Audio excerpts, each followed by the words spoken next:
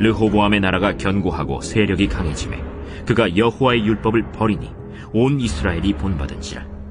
그들이 여호와께 범죄하였으므로 르호보암 왕 제5년에 애굽 왕 시삭이 예루살렘을 치러 올라오니 그에게 병거가 1200대, 마병이 6만 명이며 애굽에서 그와 함께 온 백성 곧 리비아와 숫과 구스 사람이 헤아릴 수 없이 많더라.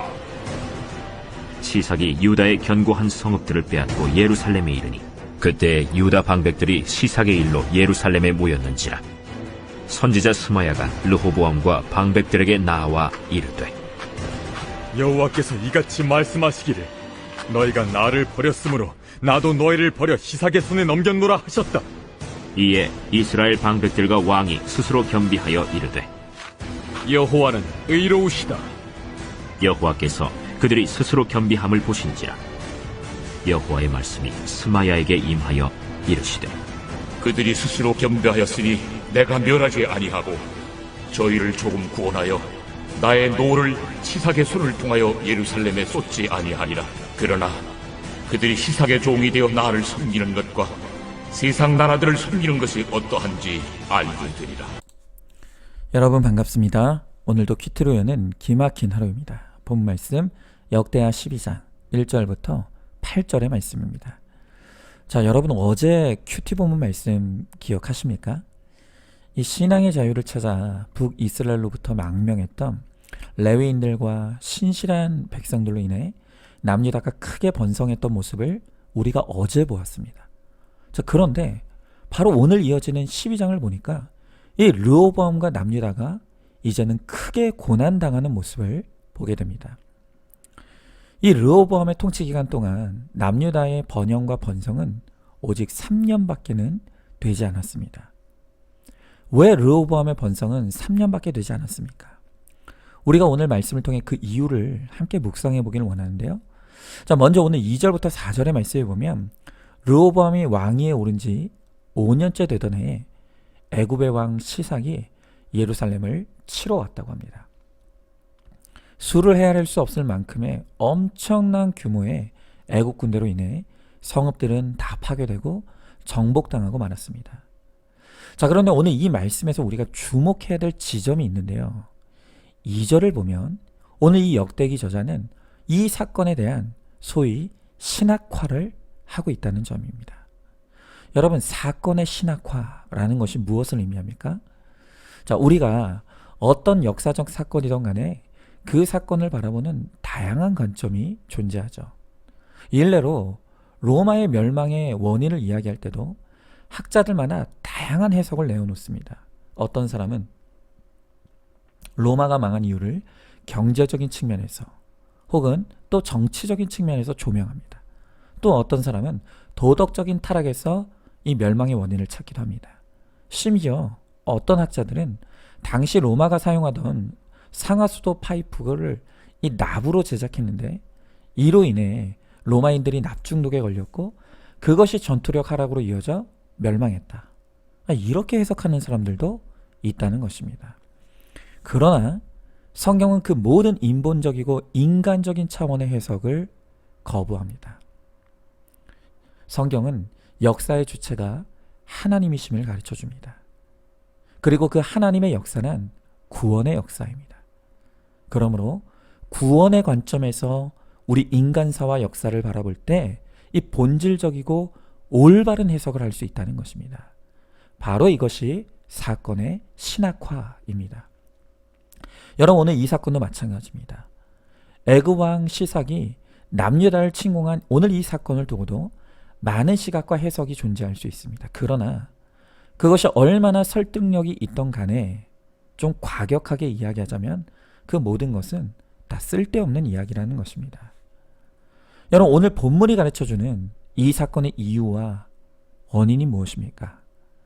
오늘 1절의 말씀을 보니까 르호보암이 좀 번성과 번영을 누리게 되니 그가 교만해지기 시작했다고 합니다.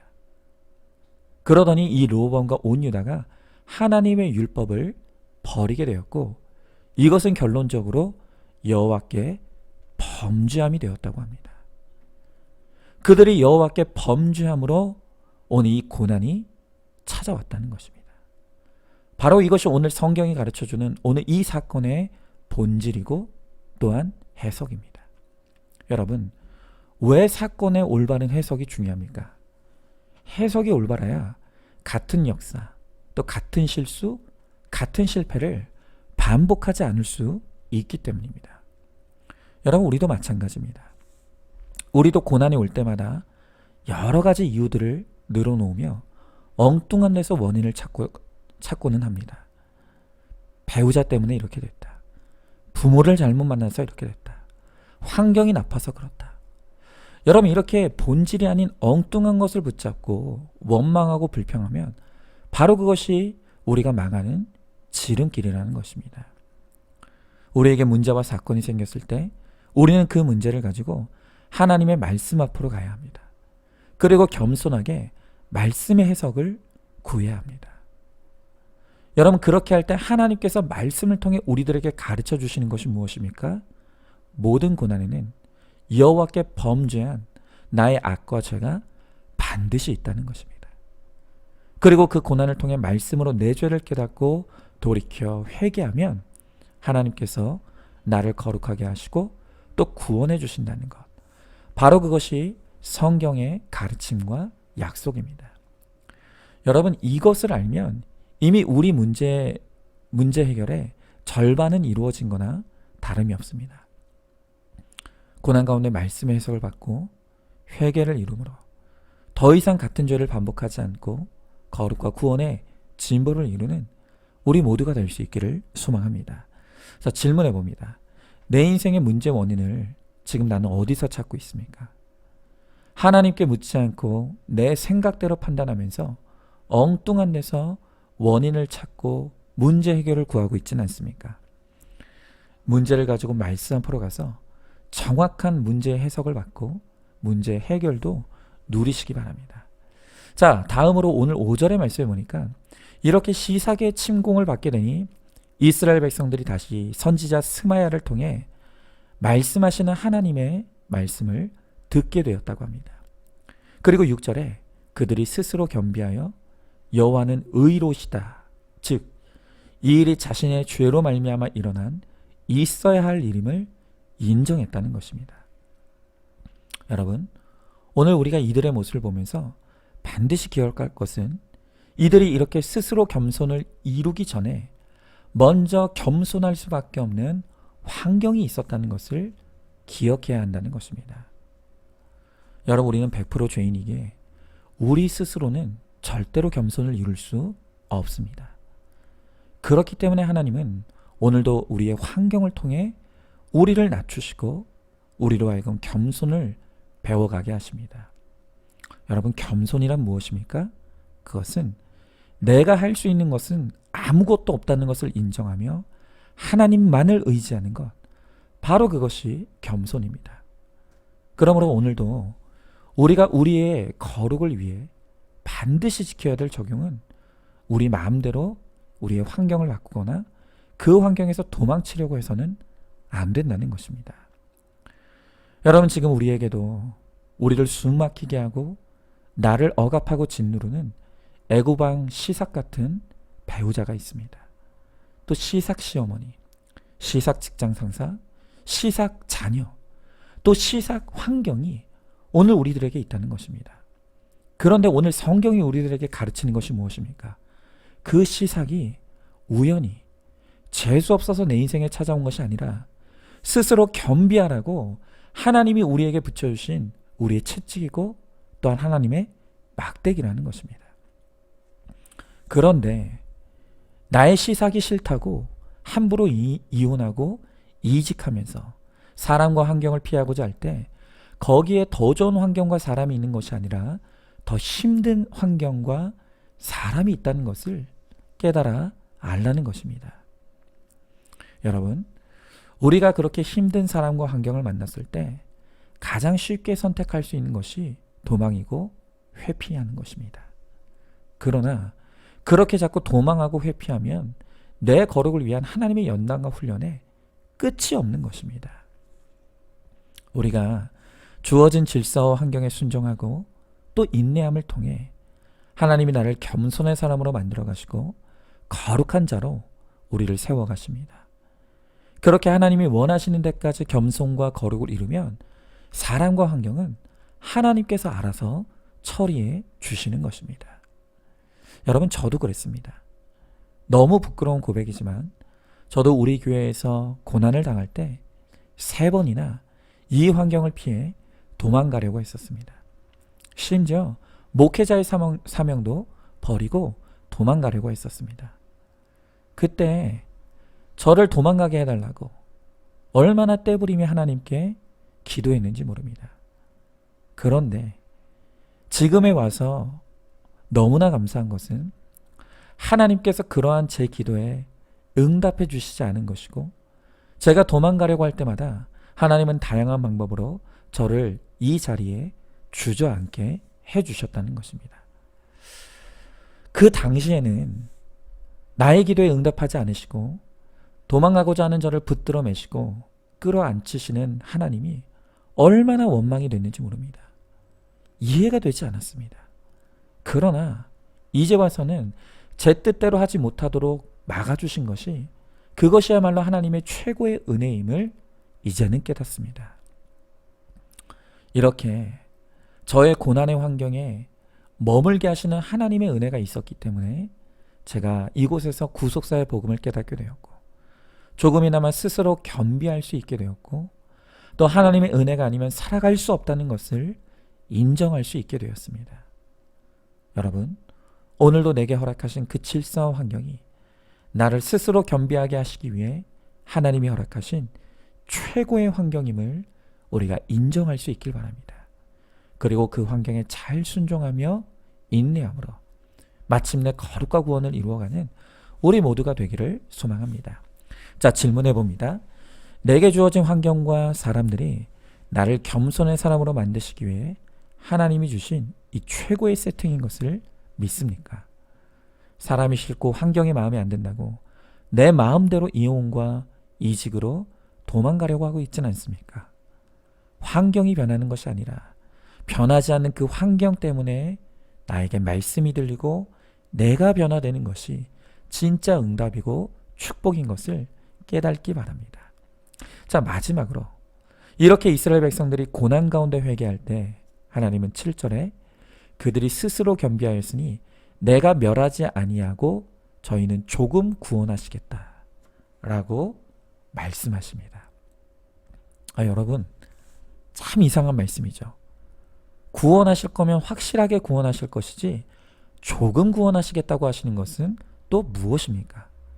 그런데 오늘 주의 말씀처럼 우리를 조금 구원해 주시는 것, 바로 이것이 우리를 위한 하나님의 최고의 사랑이고 배려라는 것입니다.